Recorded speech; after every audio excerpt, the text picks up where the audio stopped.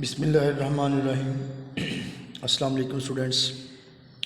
हमने chapter 1 start किया हुआ है प्रॉब्लम सॉल्विंग,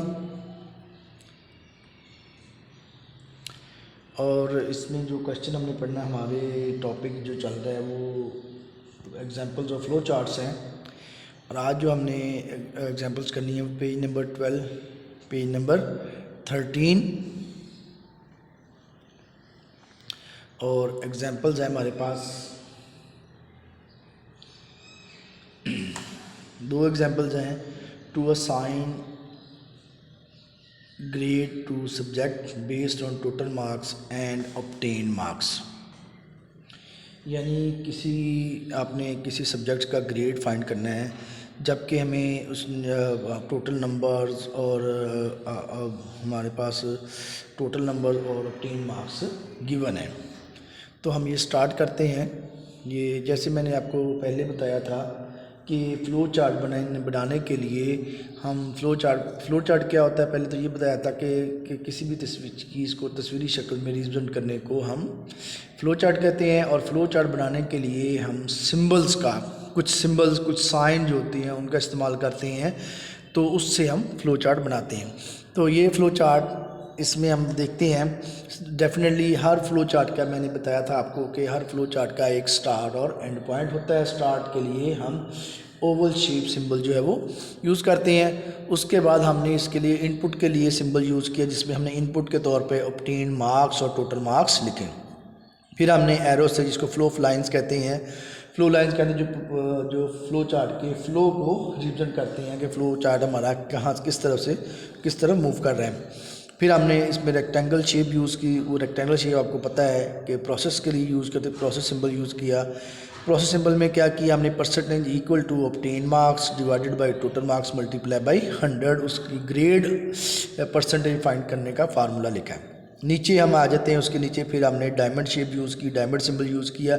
डायमंड सिंबल किस लिए यूज़ किया, जब डिसीजन करना होता है। आपको बताया कि आपने डिसीजंस करना है। डिसीजन में आपने क्या, अगर कहता है अगर परसेंटेज ग्रेटर दैन 80 तो yes grade A+ is equal A grade plus print हो जाएगा, नो हो जाएगा।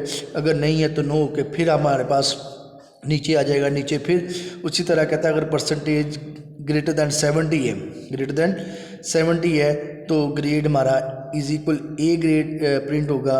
अदरवाइज़ फिर हमारा प्रोग्राम आगे चलेगा। तो ये प्रोग्राम जो है, जो हमारा फ्लो चार्ट जो वो चलता रहेगा जब तक हमारी कंडीशन जो है वो मुकम्मल तौर पर फुलफ़िल नहीं हो जाती, फॉल्स नहीं हो जाती। तो एंड पे कहता है ग्रेड अगर नहीं है, लेस दैन 30 हो जाती है नंबर, तो ग्रेड जो है वो F प्रिंट हो जाएगा। तो ग्रेड F जो है वो फेल्स कंसिडर करता है। तो फिर एंड पे प्रिंट ग्रेड को प्रिंट कर देगा। प्रिंट में हमने इसमें भी आउटपुट सिंबल यूज़ किया। इनपुट और आउटपुट सिंबल सेम होता है। और हमारा प्रोग्राम एंड पे ओवल शेप यूज़ की, जिससे वो हमारा प्रोग्राम है वो स्टॉप हो जाएगा। तो स्टूडेंट्स, ये आज का पहला जो मैंने इसमें दो फ्लो चार्ट करने हैं हमने कि पहला फ्लो चार्ट है कि इसमें आपको सब्जेक्ट्स के अपना ग्रेड फाइंड करना है, जिसमें आपको टोटल मार्क्स और ऑब्टेन मार्क्स गिवन है। उसके लिए आपने ये फ्लो चार्ट है। इसमें मैंने बताया कि इसमें हमने डिसीजन सिंबल यूज़ किया हुआ है। डिसीजन सिंबल किस लिए यूज़ करते हैं, जब आपने डिसीजन करनी होती है, कंडीशन ट्रू या फॉल्स की फॉर्म में होती है, तो उसके लिए हम डिसीजन सिंबल यूज़ करते हैं। और फ्लो चार्ट नंबर 10 है हमारे पास। 10 फ्लो चार्ट क्या है, to determine name of week day, flow chart number 10 page number 13। To determine name of week day from a given number where weekday are assumed from Monday to Sunday and their respective numbers from 1 to 7। क्या जी, हमें दिए गए number weeks के दिन का number हमने मालूम करना है, जबकि मंडे टू संडे तक के दिनों के जो नाम है वो 1 से 7 तक है। यानी कुछ डेज़ दिए हैं हमारे पास डेज़ गिवन है। उसमें मंडे टू संडे डेज़ के नंबर 1 to 7 है। और हमने कोई नंबर डेज़ का नंबर साइन करना है, किस डेज़ का कौन सा नंबर है। उसी तरह हमने ये पेज नंबर 13 पे आपके पास आपकी बुक पे ये फ्लो चार्ट बना हुआ है ऑलरेडी। इसको सिर्फ आपने अंडरस्टैंड करना है। बुक सामने खोल के आपने स्टार्ट सिंबल यूज़ किया। स्टार्ट सिंबल्स के बाद आपने उसी तरह इनपुट सिंबल यूज़ किया। इनपुट नंबर में आपने इनपुट नंबर डे का नंबर लिखा। उसी तरह फिर आपने डिसीजन सिंबल किया day one is equal print Monday day one. अगर डे वन है तो उसको मंडे साइन कर देना, अदरवाइज नो हो जाएगा तो नेक्स्ट डे पे हमारा जो प्रोग्राम है वो अब मूव हो जाएगा। और डे टू को हमने प्रिंट ट्यूसडे असाइन करना है, अदरवाइज़ फिर जो हमारा एक यस हो जाएगा, दूसरी तरफ हमारा नो हो जाएगा।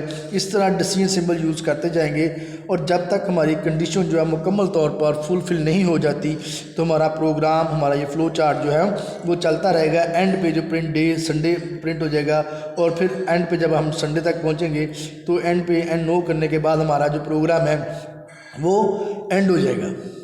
तो इस तरह ये हमारा फ़्लो चार्ट था। फ़्लो चार्ट में मैंने बताया कि इसमें बार बार डिसीजन सिंबल यूज़ हुआ। डिसीजन सिंबल इसलिए यूज़ करते हैं जब आपने कंडीशन चेक करनी होती है, हमारा आंसर ट्रू या फॉल्स, यस या नो की फॉर्म में होता है, तो उसके लिए हम डिसीजन सिंबल यूज़ करते हैं। तो स्टूडेंट्स इसमें आपको फ़्लो चार्ट के सिंबल जो है उनको याद करना बहुत ज़रूरी है। ये पीछे हमने इससे पहले जो लेक्चर्स क्लास में हुए फ़्लो चार्ट के सिंबल्स जो हैं उन सिंबल्स का नेम, उनका पर्पस, उसको अच्छी तरह याद किया था, अच्छी तरह लर्न किया था, उसका लेक्चर भी अच्छी तरह हुआ। तो उस किसी भी फ़्लो चार्ट को बनाने के लिए हमें फ़्लो चार्ट के सिंबल्स का पर्पस, सिंबल्स और उसका पर्पस का याद रखना बहुत ज़रूरी है। उसी का अगर हमें उस सिंबल्स और उसके पर्पस का पता है तो फिर हम ही फ़्लो चार्ट बना सकते हैं।